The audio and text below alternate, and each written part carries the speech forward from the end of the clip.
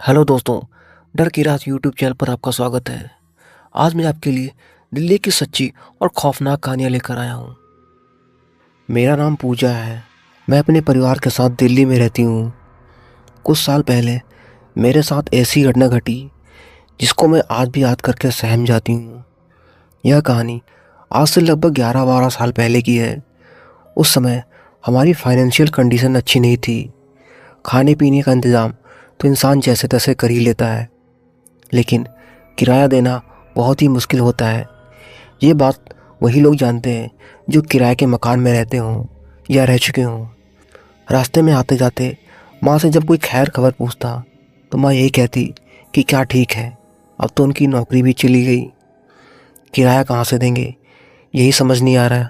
एक दिन माँ की बहुत पुरानी सहेली माँ को रास्ते में मिली। उन्होंने भी जब माँ से हाल चाल पूछा तो उनसे भी माँ ने वही बात दोहराई। तो उन आंटी ने कहा, तुम चिंता मत करो, मेरे भाई का एक घर है जो काफ़ी सालों से बंद है। तुम अगर चाहो तो अपने परिवार के साथ वहाँ रह सकती हो और तुम्हें किराया भी नहीं देना पड़ेगा, बस साफ सफाई अच्छे से किया करना। इतना कह के वो आंटी वहाँ से चली गई।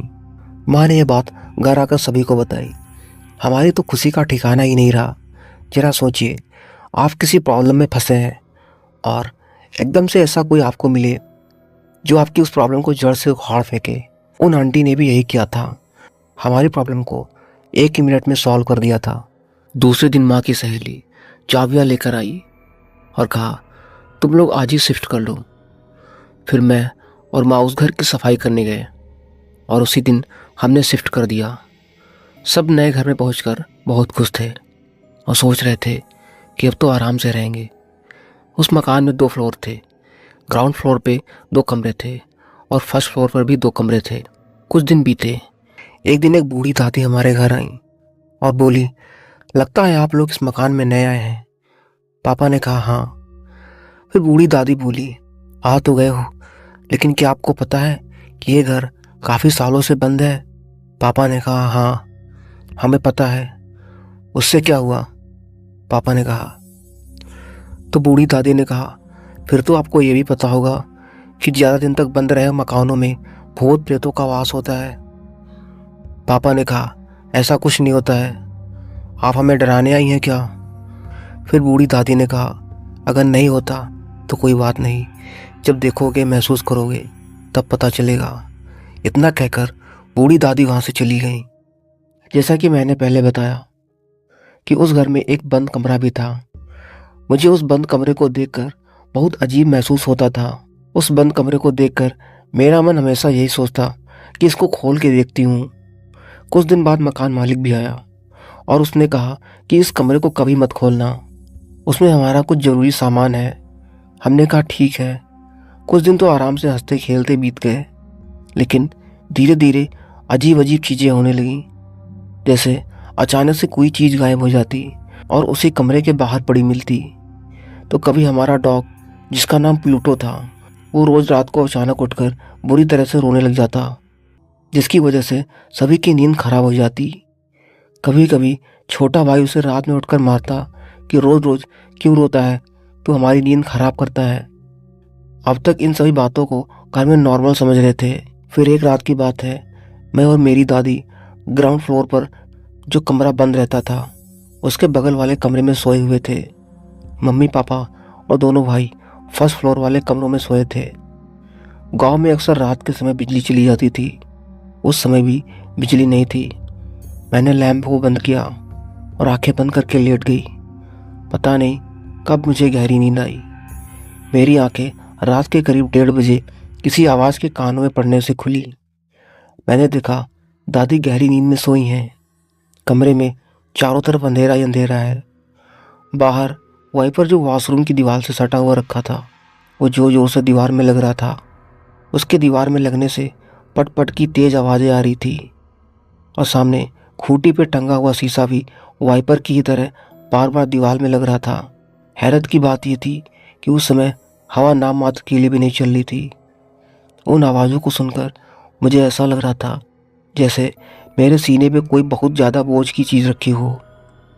उस बोझ की वजह से मुझे ऐसा लग रहा था मानो अभी मुझे दिल का दौरा पड़ने वाला हो। अभी शीशा और वाइपर की आवाज़ें बंद नहीं हुई थी कि कमरे के दरवाजे पे किसी के पंजों से खुरचने की डरावनी आवाज़, जैसे कोई लोहे की नुकीली पंजों से दरवाजे को अभी थोड़ी देर में उखाड़ लेगा। उन पंजों की आवाज़ को सुनकर मेरा क्या हाल हुआ, आप अंदाज़ा भी नहीं लगा सकते। फिर मैंने हिम्मत करके दादी को जगाया और बाहर होने वाली आवाज़ों के बारे में बताया। दादी थोड़ा ऊंचा सुनती थी, तो उनको समझने में थोड़ी देर लगी कि आखिर हो क्या रहा है, मैं इतनी डरी हुई क्यों हूँ। जैसे मैंने बाहर होने वाली आवाज़ों के बारे में दादी को बताया तो दादी ने कहा, माँ पापा को आवाज़ लगाओ। जैसे दादी ने कहा मैंने वैसा ही किया। ऊपर सब गहरी नींद में सोए थे, इसलिए मेरी बहुत सारी आवाज़ें लगाने के बाद मेरी आवाज़ सबने सुनी। सब नीचे की ओर दौड़ पड़े। इतने में बिजली आ चुकी थी और वो आवाज़ें भी बंद हो चुकी थी। पापा ने पूछा क्या हुआ। मैंने गुस्से में कहा, आप तो बिल्कुल ही भूल गए कि आपकी एक औलाद नीचे भी सोई है। सब चुप रहे। मैंने फिर गुस्से में कहा, मैंने कितनी आवाज़ें लगाई, मेरी जान चली जाती तब अच्छा होता क्या आपके लिए। फिर माँ ने मेरे सर पर हाथ फेरते हुए मुझे सीने से लगा लिया और पूछने लगी क्या हुआ। फिर मैंने सारा कुछ जो भी थोड़ी देर पहले मेरे साथ घटा सब कुछ सुनाया। माँ और पापा ने कहा, तुमने कोई डरावना बुरा सपना देखा होगा जिसे देखकर तुम बहुत ज़्यादा डर गई हो। यह कहते हुए सब लोग ऊपर सोने चले गए। मैं भी अपने आप को यह समझाकर कि शायद बुरा सपना ही था और सो गई। अभी मैं पूरी तरह से सोई भी नहीं थी। फिर से वही दरवाजे को उखाड़ लेने वाली दहशत से भरी लोहे के पंजों जैसी आवाज़ फिर से होने लगी। अब की बार तो ऊपर भी सब लोग जग रहे थे, सोए नहीं थे। वो इस बार मेरी आवाज़ लगाने से पहले नीचे आ गए और कहा, हम सबको लग रहा था कि तुमने कोई बुरा सपना देखा होगा, लेकिन इस घर में ज़रूर कुछ है। मुझसे कहा, अब तुम हमारे साथ ऊपर आके सो जाओ। और सुबह होते ही हमने उस घर को खाली कर दिया। लोग बताते हैं कि उस घर में अब कोई नहीं रहता। रात में उस घर में अजीब अजीब आवाज़ें आती हैं। तो ये थी मेरे साथ घटी एक सच्ची घटना।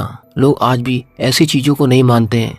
पहले मैं भी नहीं मानती थी, लेकिन उस दिन के हादसे ने मुझे भूत प्रेत जैसी चीज़ों को मानने पर मजबूर कर दिया और ये मान लिया कि इस दुनिया में अगर भगवान है तो शैतान भी है। लेकिन मैं एक बात ज़रूर कहूँगी कि हमेशा भगवान में विश्वास रखो, तो ये चीज़ें आपका कुछ नहीं बिगाड़ सकती। दिल्ली शहर, जो कि भारत की राजधानी है, यह शहर बहुत ही खूबसूरत और बहुत बड़ा है।